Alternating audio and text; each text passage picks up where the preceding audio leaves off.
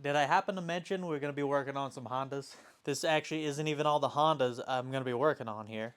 All 5 of these machines were brought from the same person. The owner of these things lives down in Connecticut, which is like 4 hours away from me, I think. Maybe even a little further than that. He told me he was bringing 3 Honda Rincons, and then he had a parts machine that he wanted to bring along with it in case I needed some parts. So I figured 4 machines. Well, he decided, while I'm making this trip, might as well bring him everything. So not only did he bring the 3 Honda Rincon 650s, I think they're all 2005s. He brought this one, which is the parts machine. Not sure if it's going to be a parts machine or we're going to fix it. We'll find out when we get to the others. And he also brought the Honda 4Trax 300. So we're going to be working on that as well. I think it's safe to say this guy likes his Honda Rincons. Let's get to work. So this is the one we're going to be starting with. This is the 2005 Honda Rincon 650. And boy, this thing is beautiful. Great shape. I mean, very well taken care of. You can see everything's clean underneath there. The coolant's a little bit on the high side, but it's just the overflow. Everything very clean. I mean, a little surface rust, but overall, this thing is a beauty.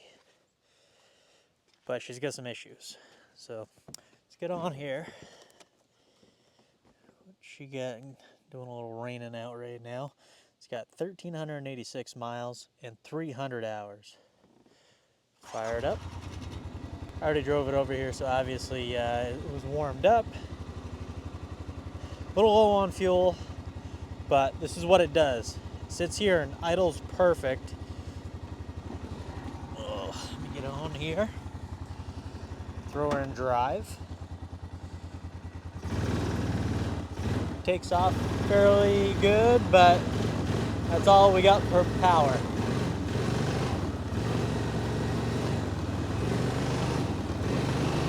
That's full throttle.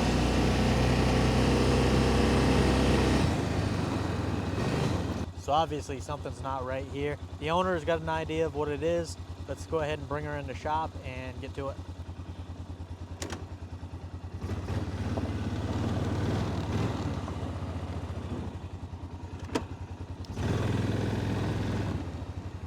Now, if this is a fuel issue, it should run better when I give it full choke. So let's go ahead and do that. No different.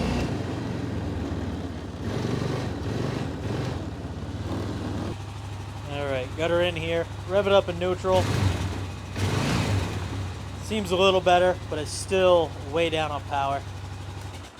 Now the owner of this obviously has done a little research. He's got 5 of these things, so he's trying to keep all 5 going.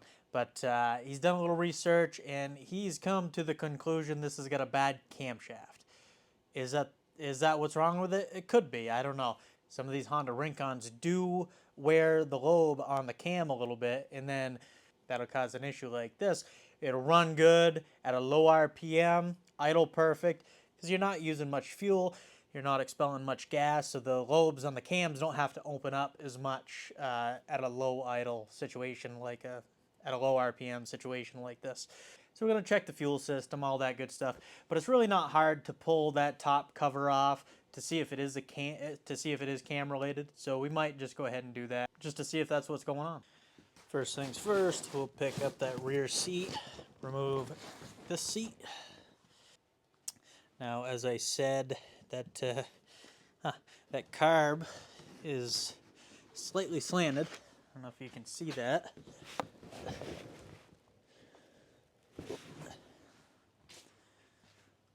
This carb should certainly be straight. Are the clamps tight? Yeah, they are tight. So whenever somebody clamped that down, they just didn't. That could be causing an issue too, because all your fuel is going to one side of the bowl. Do I think that's the problem? I don't. I don't think that's the problem. But could be. Man, everything. Unless that might be a brand new airbox. I don't know. The plastics under here is super clean. This thing is just I'm very impressed with how clean this machine really is. I really like working on machines like this. Oh, no air filter. Why don't we have an air filter? And actually, we're missing the air duct that comes up here to go into the the air box, so that's not good. Yeah, I wouldn't even ran this thing if I knew it didn't have an air filter, but at least it's very clean in there. So let's go ahead and pull the spark plug. Very easy thing to check to see what's going on. Are we getting too much fuel? Are we not getting enough fuel?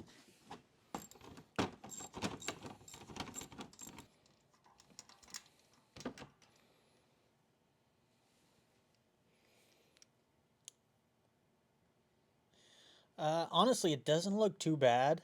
Maybe a little on the lean side. But then again, on the outer portion, looks like it's running a little rich. So, yeah, I don't know. I'm gonna go. We are very low on gas on this thing, but I know the owner really thinks it's the cam. So we might pull that head cover. But that would not be my first thing to check, especially after seeing some other stuff. I do want to make sure that the diaphragm is good in here. Yeah, we'll go ahead and pop this off, because a ripped diaphragm in there would cause very similar symptoms. Go ahead and pop that off. You know what? Look at that. Wouldn't that be something if that's all that was wrong with this? I don't know if it's actually torn, but it's certainly... Yeah, it is. Oh boy, wouldn't that be something if that's all that was wrong with this thing? Just a ripped diaphragm on the carburetor boot. I mean, it'd be great. Be super quick to fix and he'd be on his way. But now, the owner did spend a lot of money. He brought me boxes and boxes of parts. Lots of new stuff here. That is not his. Okay, well, the owner brought me a few boxes of parts here. That one was mine, but what do we got? Maybe we got a diaphragm right in here somewhere. I know we got a K&N oil filter recharger kit to oil your filters, brake pads, battery terminals, plastic. If you own these Hondas, you should always have spare plastic push pins. New grips, hand grips. This guy's got all kinds of stuff. But we don't need this stuff for this right now. What do we got in here? Plastic welding gun. I know he said this is just his boxes. I mean, obviously he didn't bring that for me. A battery cover. We got a CV shaft. Aluminum cam chain tensioner. Okay, we get some bearings, seals. These are for the other machines. New petcock. Oh, lug nuts. They're falling out of there. LED lights. Carburetor jet kit. More hand grips. Not looking good so far. But we can get an idea of what he's got in here.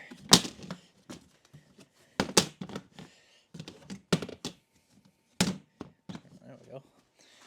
Alright. Okay, we got some Honda parts here. Recoil. Exhaust gaskets, bearings, timing chain guides, more timing chain guides, cam holder, timing chain guide, a new timing chain. And here is what he thought was wrong with the machine, which hey, maybe it still is the problem, but that diaphragm would cause those exact issues, and it's got a ripped diaphragm. So I don't know. We'll see. I mean, I'm hoping we don't need to get on the cam. Save him a bunch of money. Even though he already did buy a brand new camshaft here. Brand new in the package. I'm not even going to open it because it's sealed up. Everything but a new diaphragm. That's all right, because we got a bunch of other machines out there that I can go ahead and steal one off for testing anyways.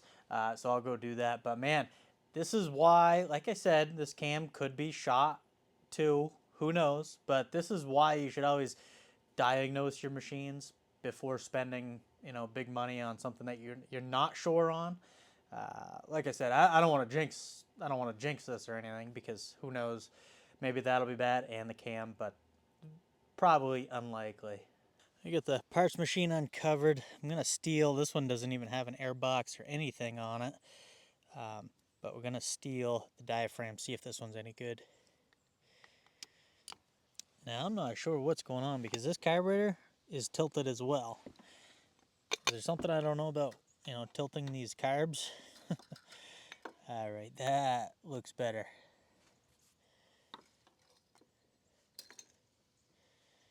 Pull it out gently. Yeah. We'll take this old one that is ripped, torn right there. Get rid of that. This is a used one, but there's no rips in it at all. So I'm going to go ahead, drop that down in. Make sure it's in the right position. Drop our spring in, then our cover. Tighten these screws up. We'll go ahead and reinstall our spark plug.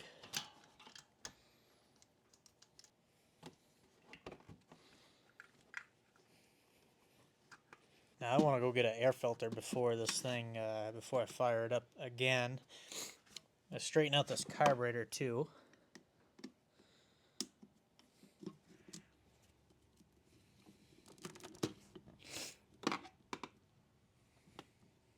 It's nice and level there.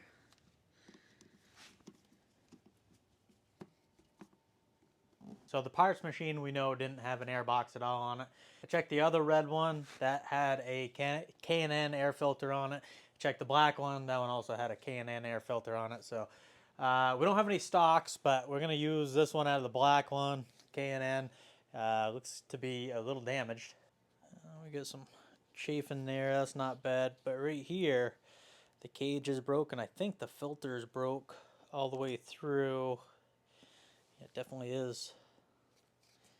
So it's gonna let some bigger stuff through there, but this is a heck of a lot better than no air filter at all. So I'm gonna put this on for now. I'll tell him I better check the red one too to see if that one's damaged or not, but I don't know. I like stock filters.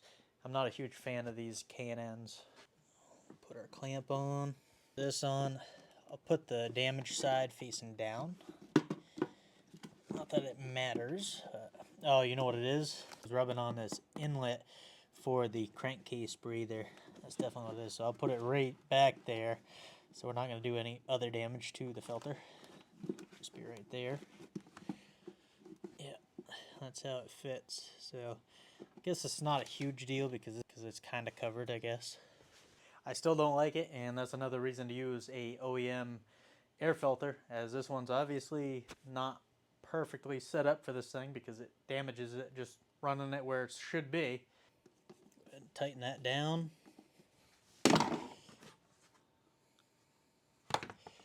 Put our lid on. Yeah. 1, 2. Lots of clamps. At least it's toolless. Get that out of there. While I got the seat off, I want to make sure does this one need a recoil? No, it's got a recoil. It seems to work. It does. Perfect. And before we take this thing out, I think it's going to open up right now. I want to make sure I check the oil level.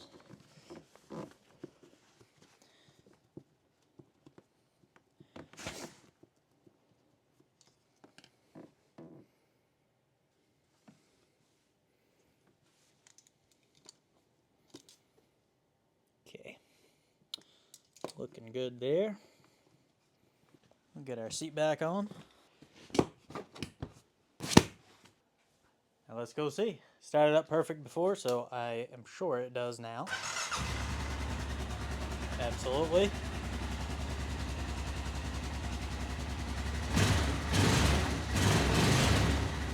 Might be eating my words. It definitely needed a new vacuum diaphragm, but it still seems to be not opening it up much.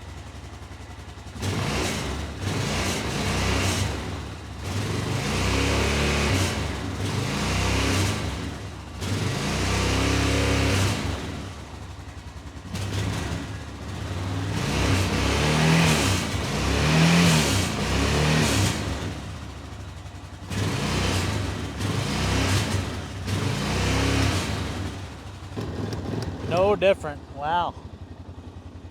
All right.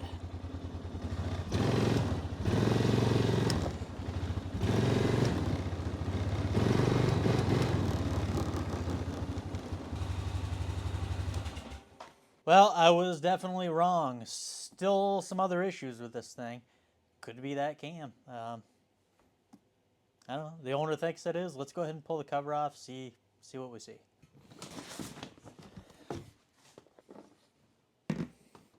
Looks like we're missing the push pins for that. That off of there.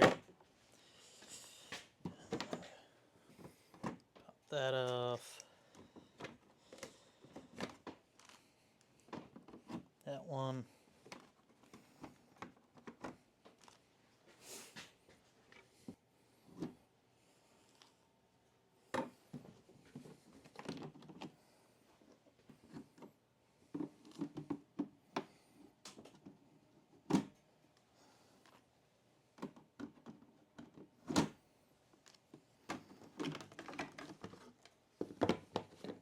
Cap back on.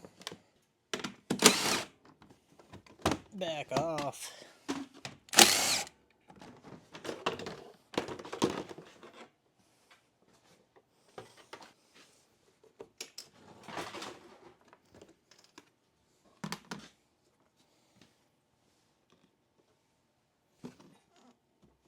There's that.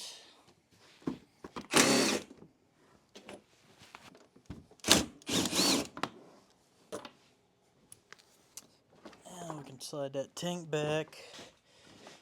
Fuel gauge.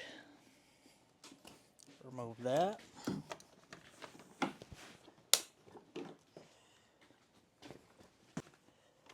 This thing needs a good cleaning.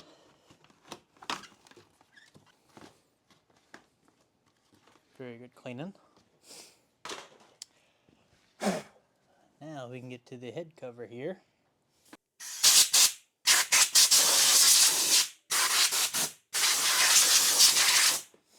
So I'll check the valve clearance first.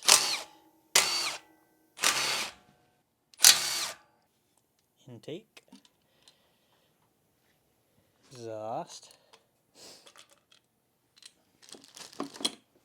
Now, because the engine's hot, it's the reading is definitely going to be wrong, so we're just going to get an idea.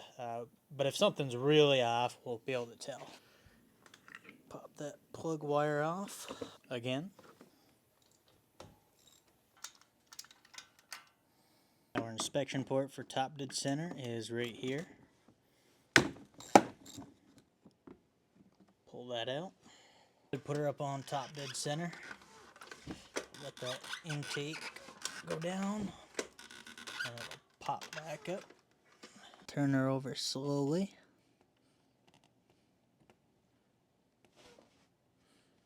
There's a notch. F-T. There's the T. So now that we're on top dead center here. Yeah.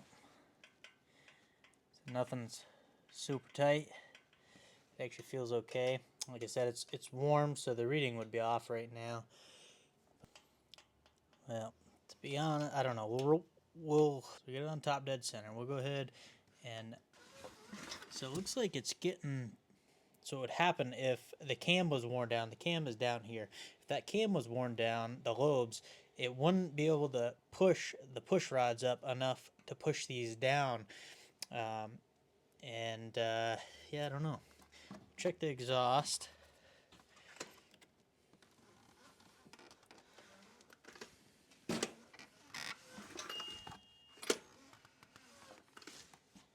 They seem to Pull pretty good. I'm having doubts that it's the cam. I don't think I'm going to go any further. I'm going to go ahead and check the rest of the fuel system, give this thing time to cool down, and then I'll check the valve clearance and put it in spec if it's out of spec. Went ahead and pulled the carb off. She could use a good cleaning. Got the carburetor pulled off.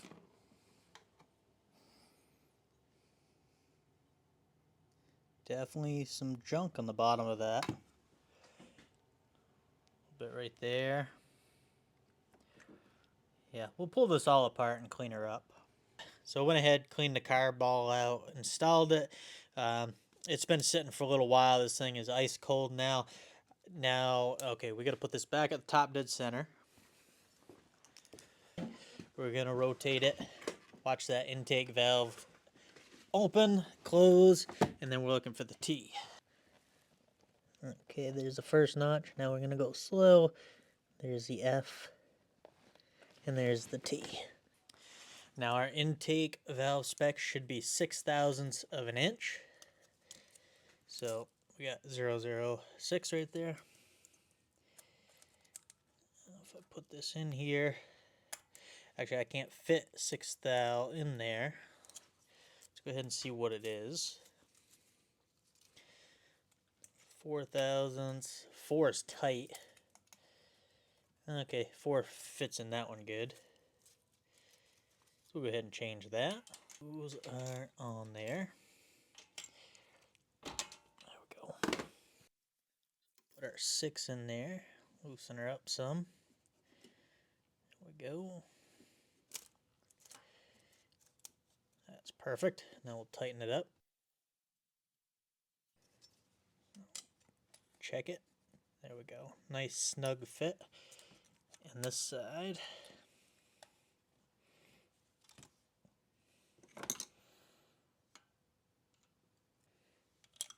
Went ahead, tighten that side up. Now we're at 6 thou. So this side was very tight. Let's see, this is supposed to be 13 thousandths. 0.013. Right there. It's a little snug, but I could get it in there. Now this side, same thing. A little snug, but I can get it in there. I'll go ahead and loosen it up a little bit. Now I got those both set to 0.013.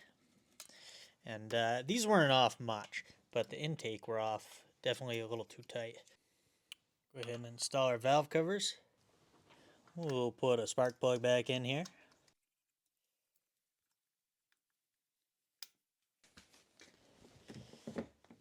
Now, the fuel in this tank smells pretty bad. It smells old anyways, so I'm going to go ahead, drain that out. I'll clean this up because there's a bunch of, mud on here. Then we can fill her up with new fuel and try her out. Go ahead and get our fuel tank back up here, nice and clean now. I'm not putting the plastic cover on because we're just going to test it. There's no sense of putting everything back together until we know for sure that this thing is going to run or not. It's obviously going to run. It ran before, but, well, shouldn't say that. But if it's going to run better or not. Turn our fuel on. There's nothing in here right now. Fill her up. Should be enough good fuel.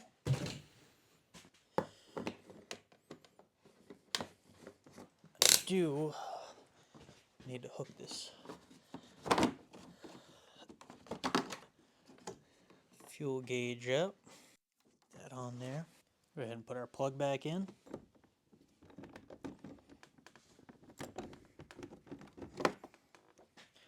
All right, carbs clean, valves adjusted, fresh fuel in here. Let's give her a whirl.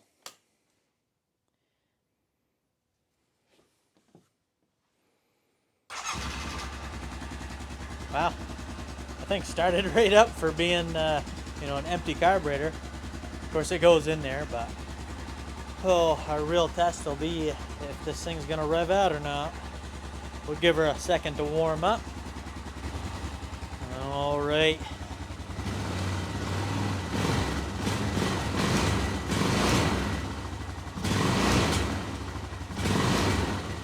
Still seems pretty low on power. This is why I didn't put everything back together, just in case. I'm gonna pull that airbox off and see if I can see the slide moving up. We'll see. Get the airbox off just enough to be able to see.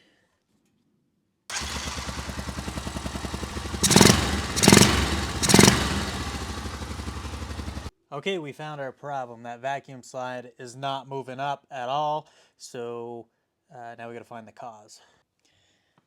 So I pulled this off, and this thing actually fell apart. So I'm pretty sure these are supposed to be one unit. So maybe we got two bad diaphragms here.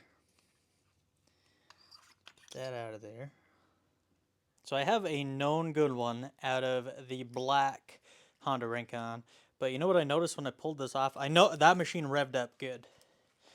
But what I noticed is this is the stock spring that was in there. And check out the spring that was in this green Honda Rincon. It's definitely much thicker and longer. So is that preventing this from actually opening? Maybe. Well, we're gonna try everything out of that black one, the spring and the slide, and see what we get.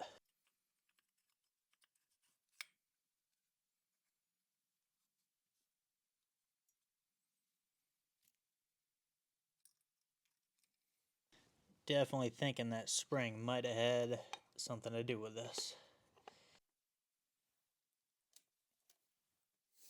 Go ahead and try again.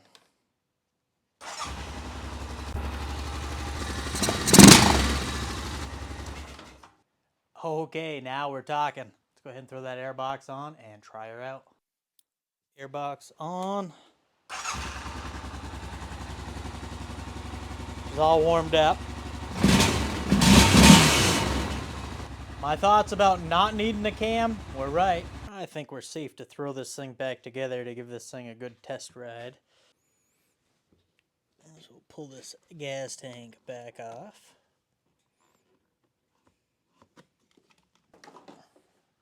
Cleaned all the mud off this.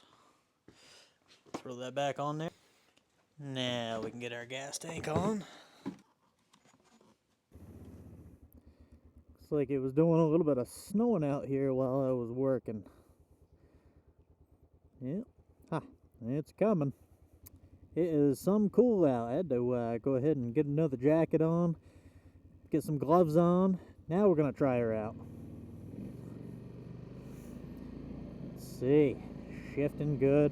I'm barely touching the throttle right now. It's way better than it was. Oh, yeah. Yeah, we actually got full throttle. This thing, of course, it's only got 1,300 miles, like I said, but man, the brakes, front brakes, rear brakes, everything works good. Definitely some snow up on the mountain there. We'll go ahead and get right onto her. Hammering on it, shifting good. We only got a 3-speed on this old girl. Yes, sir. That's what we wanted. Make sure everything's working properly. I always like to try automatic first, because if you're gonna have problems, most likely you'll have problems in auto mode. But we'll go ahead. We're in first gear right there. These things are very high geared. Second, third, perfect. So my one complaint about the Rincons is how high geared they are. The 680s are supposed to be a little better. I think the gearing's the same in them, but they get a little more oomph on the bottom end because they're a little bit bigger, and I don't know if they did something with the cam. I'm not sure. I haven't worked on many 680s. I've only had one here at the shop, actually a 680, and I just did a service on it. So, but yeah, we'll give her a little test run. I will say, for a Honda, if you want a Honda to trail ride, this is the machine to get. They're so smooth and comfortable with the IRS in the back. It's definitely, it doesn't seem like you're driving a Honda. Oh.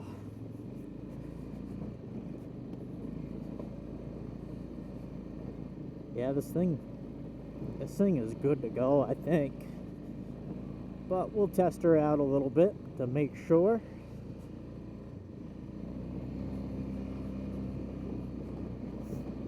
See, some of these hills, I mean, it doesn't struggle, but I don't know what gear it's in. It's probably in second gear. Like I said, only a 3-speed.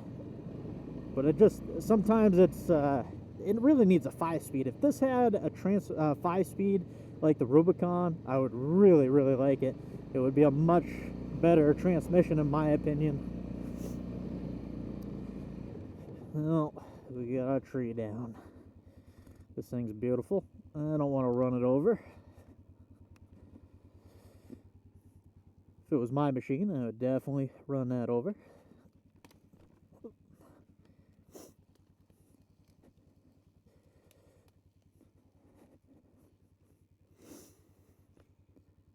Yeah, no, that thing is in great shape.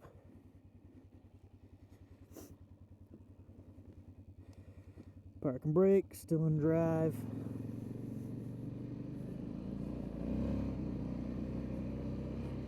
Nice and quiet too.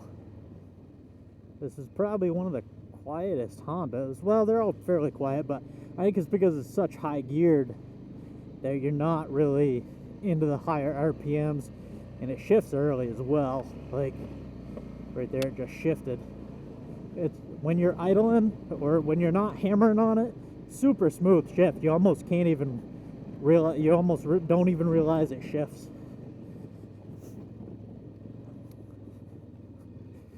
See this stuff right here, like when I come to a stop on a steep hill, we'll throw her in four-wheel drive. This is where I would really like a lower gear, because what it does is, you know, it's just right there. It's so high geared that you got so much wheel spin going on, you know, by the time it catches that you lose traction. So, I mean, if you speed up on it, it's not a problem, but the times you want that traction, I'd just like a lower gear. Just a personal preference. I don't know, maybe, I mean, this guy's got 4 of them, so obviously he likes these machines. I will say, for being in full drive, this does not have power steering or anything. That front diff, I mean, man, it's good. It doesn't really lock up that front end much. It's, whoa.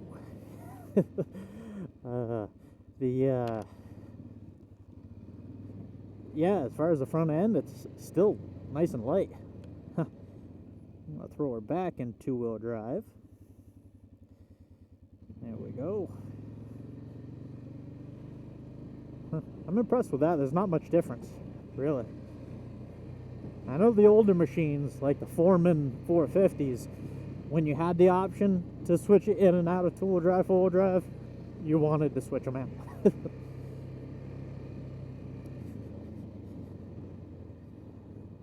Yeah, she's good. Runs good. Get right onto it. The owner said don't be afraid of it.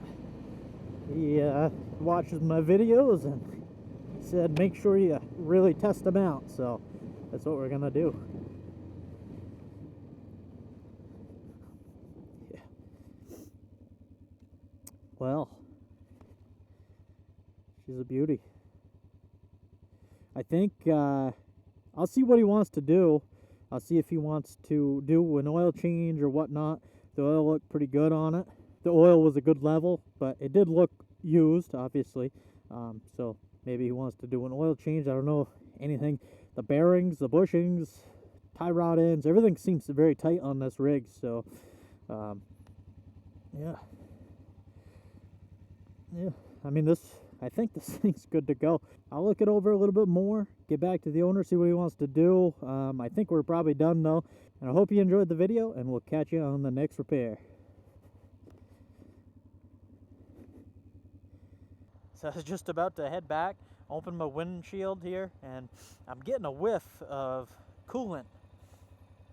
I'm not sure what's going on there. I did lower, I did go ahead and lower, I did go ahead and take some of the coolant out of this, but I didn't spill any anywhere. I'm wondering if maybe he filled it up. Obviously somebody had overfilled that a little bit, so I wonder if maybe he spilled some and it hasn't ran much. I'm gonna run it around a little bit more, heat it up in good shape, make sure we don't have any coolant leaks. Everything looks nice and dry, so hopefully it's just like an overspillage.